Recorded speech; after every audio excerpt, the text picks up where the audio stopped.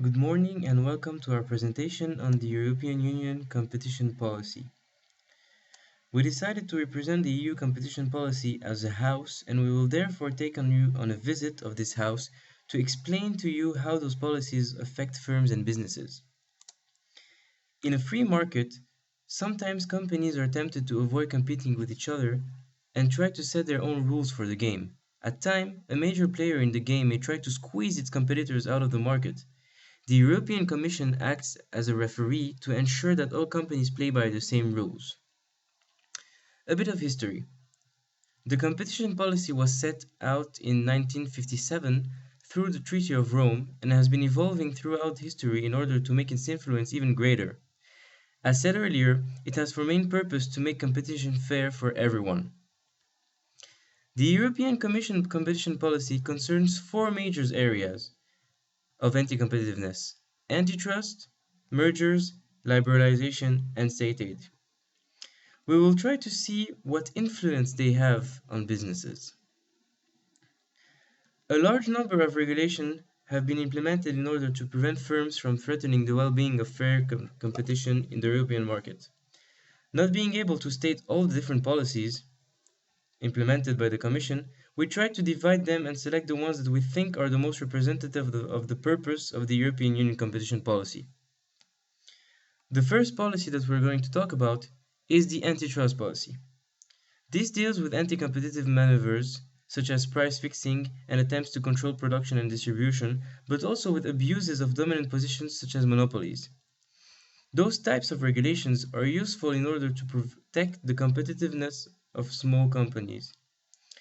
In fact, by preventing big companies from taking too much advantage of their power in the market, the Commission provides SMEs the opportunity to compete fairly in markets sometimes dominated by one or a few companies. Moreover, it helps new entrants make their way in by lowering barriers to entry that some companies could purposely make bigger. The consequence of this is transformed into a threat for large companies. In fact, it becomes more difficult for them to protect their market share from the increase of competition.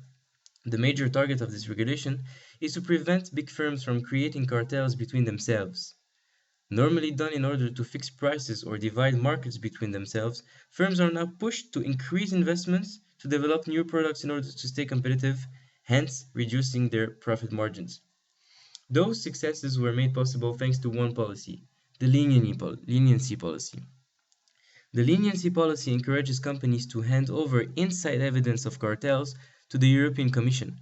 The first company in any cartel to do so will not have to pay a fine. This results in the cartel being destabilized and eventually breaking down. In 2001, the European Commission fined French tire maker Michelin 20 million euros for abusing its dominant position in the market for heavy vehicle replacement tires in France during most of the 1990s. Over 50% of new replacement tires for heavy vehicles and an even higher share of retread tires were made by them. None of its competitors were comparable in size, so it was difficult for dealers to avoid doing business with Michelin. They used a system of rebates and bonuses to make dealers dependent on their tires and prevented them from choosing their suppliers freely. On October 7, 2009, the Commission adopted a decision relating to a proceeding under Article 101 TFEU, formerly Article 81 of the EC Treaty, imposing fines of 67.6 million euros on European and Japanese producers of power transformers. This case is a good example on how the Commission rewards corporations to combat cartels by considerably reducing fines even when cooperation is not covered by the scope of the leniency notice. Based on a thorough analysis of cooperation by the two parties, the Commission concluded that an 18% reduction of fines outside the leniency notice was justified for both.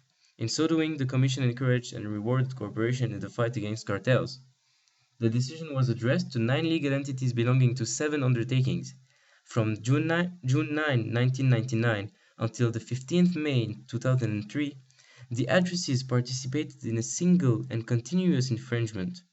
They agreed to share markets under a gentleman's agreement between European and Japanese producers of power transformers to respect each other's home markets and to refrain from selling in these markets. Another one of the regulations that we decided to focus on is the one preventing from limiting or controlling production, markets, technical development, or investments. For this regulation, we decided to focus especially on distribution. The opportunities that arose mainly concern the SMEs playing a distribution role. In fact, it provides them with more power when contracting with manufacturers and also more freedom in determining their distribution channel and which market to deliver to. The flip side of this are the threats posed to the manufacturers. In fact, they are faced with limits when trying to set their own terms when coming to an agreement with distributors on the method of distribution. In order to illustrate the latter, we used the Volkswagen AG 90 million euros finding case.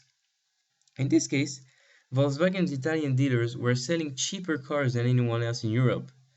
Those low prices attracted consumers from other EU states, among them Austrian and German customers. Seeing its profits fall in those respective markets, Volkswagen banned the Italian dealers from selling abroad and limited them to domestic sales. This corresponds to an infringement of the EU policy and clearly shows the threat that those regulations have on manufacturers. The next era that we are going to talk about is the one concerning mergers.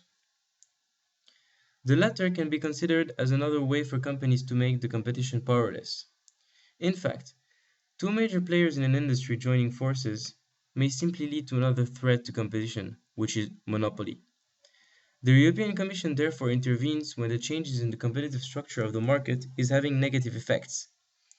With the large firms facing growth limits, the small and medium-sized companies have the opportunity to gain a larger market share and grow in a more effective way by merging. The synergy created by this action, permitting companies to benefit from each other, gives them the tools to catch up with the competitive advantage that the dominant firms already have. This support for SMEs therefore contributes to the expansion of globalization by permitting the expansion of those companies in Europe or internationally. Again, all those regulations have different effects depending on which perspective it's taken.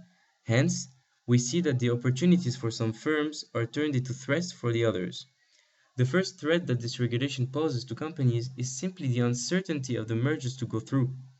This may generally apply to large companies, but this small uncertainty created by the policy may have a big effect on their share prices.